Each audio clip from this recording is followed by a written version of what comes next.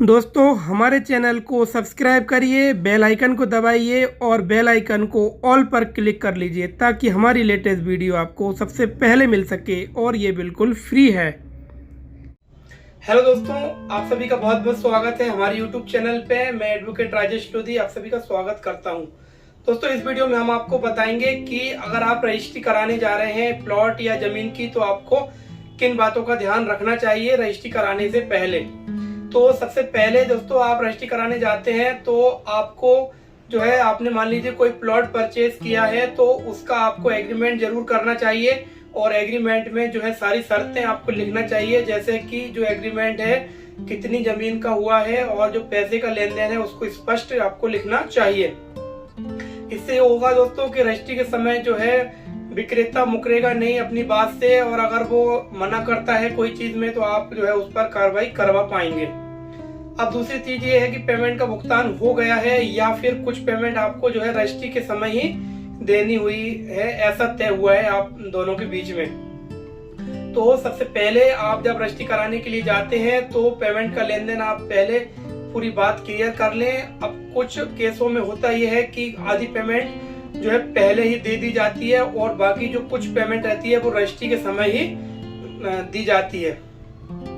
तो रजिस्ट्री आजकल दोस्तों ऑनलाइन होती है और रजिस्ट्री की जो प्रोसेस है उसको सबसे पहले जो है स्लॉट बुक करना होता है, ऑनलाइन स्लॉट बुक होता है। उसमें जो है टाइम और डेट आपको मिल जाता है और जो तय समय पर क्रेता और विक्रेता जो है रजिस्ट्रार ऑफिस पहुंचते हैं और जो सारे दस्तावेज हमने आपको पहले ही बताए हैं वीडियो में, और अगर जिन फ्रेंड्स ने वो वीडियो नहीं देखी है जिसमें कि हमने बताया है कि कौन कौन से दस्तावेजों की आवश्यकता आपको लगेगी रजिस्ट्री कराने के लिए, तो आप जो है हमारे चैनल पर जाकर के रजिस्ट्री से संबंधित हमारी वीडियो है, प्लेलिस्ट है टोटल, उसमें बहुत सारी वीडियो है जिसमें आपके रजिस्ट्री से संबंधित सारे सवालों के जवाब आपको मिल जाएंगे। तो अभी हम इस वीडियो में आपको ये बता रहे हैं कि रजिस्ट्री कराते समय आपको किन बातों का ध्यान रखना चाहिए।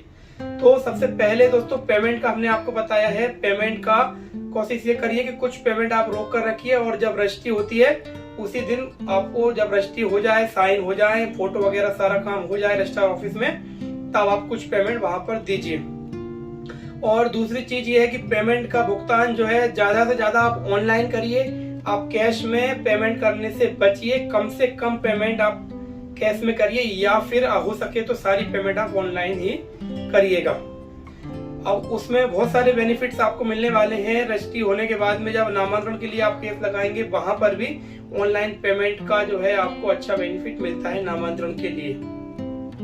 तो अब इसके बाद में मान लीजिए जो है पेमेंट का हो गया है और आप रजिस्ट्री में आपको जो कंडीशन वगैरह जो लिखवानी होती है, हमने और वीडियो में भी बताया है कि पहले तो आपको प्लॉट का स्पष्ट लिखवाना है कि ये हमारा जो है इतने साइज का प्लॉट है। अगर कृषि भूमि का कोई हिस्सा है तो उसको स्पष्ट लिखवाइए कि कृषि भूमि का अंश भाग इतना इतना।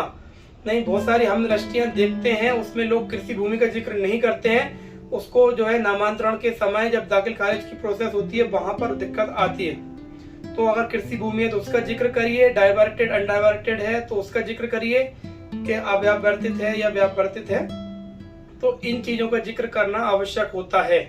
और दूसरी चीज ये होती है अगर प्लॉट खरीद रहे हैं तो प्लॉट का ये जिक्र जरूर करिए कि जो है जीना जो है कितने उस पे निकालना है, प्लॉट के अंदर ही जीना निकालना है या फिर प्लॉट के बाहर भी 1-1.5-2 फीट का जीना निकाल सकते हैं। और जो सुविधाएं आपको मिलने वाली हैं उसका भी आप जिक्र करिए कि पानी की सुविधा रहेगी, कॉलोनी में क्या क्या फैसिलिटी दी जाएंगी विक्रेता के द्वारा।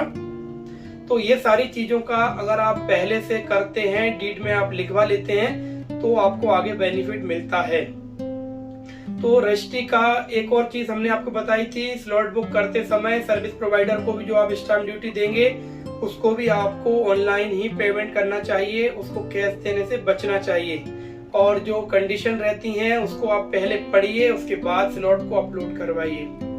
तो ये छोटी छोटी बातें हैं लेकिन बहुत ज्यादा इम्पोर्टेंट हो जाती हैं। जब कोई प्रॉब्लम आ जाती है दोस्तों तो काफी दिक्कतें आती हैं।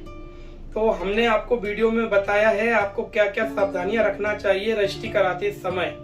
और एक चीज और है, जिन फ्रेंड्स ने रजिस्ट्री की लाइव प्रोसेस नहीं देखी है, हमने एक सेपरेट वीडियो बनाया है रजिस्ट्री कैसे होती है। हम रजिस्ट्रार ऑफिस गए हैं अपने क्लाइंट के साथ में और वहां पर कैसे ऑनलाइन थंब स्कैन होता है, कैसे डिजिटल सिग्नेचर होते हैं, रजिस्ट्रार के समक्ष क्या क्या प्रोसेस होती है, वो सारी प्रोसेस हमने उस वीडियो में बताई है, जिससे आपको काफी ज्यादा एक नॉलेज मिलेगा और आपको आसानी होगी।